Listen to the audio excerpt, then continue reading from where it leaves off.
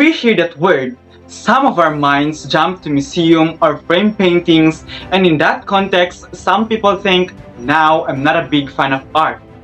I just don't get it, or they think of art as something that's just for intellectual or artistic people.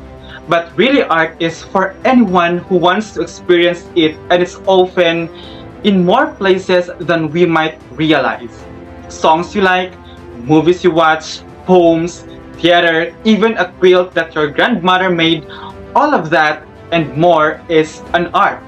So you might wondering, what is art? How do I define it, or how should I define it? Well, that's tough. Art's been around for thousands of years, and through the ages, it's evolved in a number of different ways, and the reasons for creating it vary from person to person depending on any number or factors. So defining art is pretty tricky, and it's something that's been debated throughout history. There's just isn't one agreed upon definition. However, many believe that art is anything that stirs emotion in you. The term art is really just a label.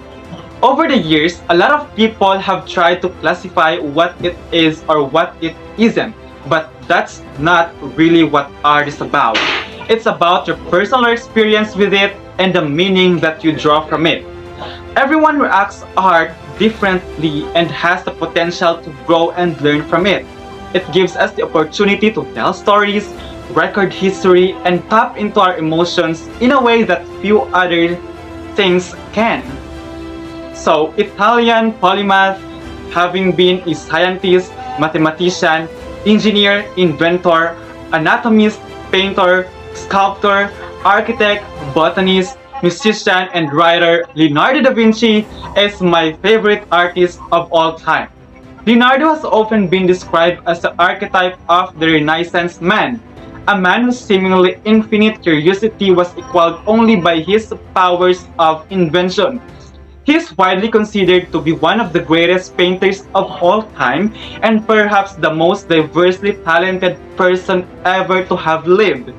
My favorite artworks of him is two of his works, the Mona Lisa and the Last Supper, that occupy unique positions as the most famous, most reproduced, and most parodied portrait and religious painting of all time. Their frame approached only by Michelangelo's creation of Ada.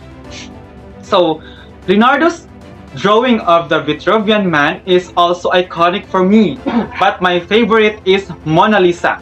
The message that Leonardo da Vinci wants to convey in Mona Lisa was it is a visual representation of the idea of happiness, suggested by the word Gioconda in Italian. So Leonardo made this notion of happiness the central motif of the portrait. It is this notion that makes the work such an idea, and also the nature of the landscape plays a role. So I think that concludes my video for today. I hope that you enjoyed.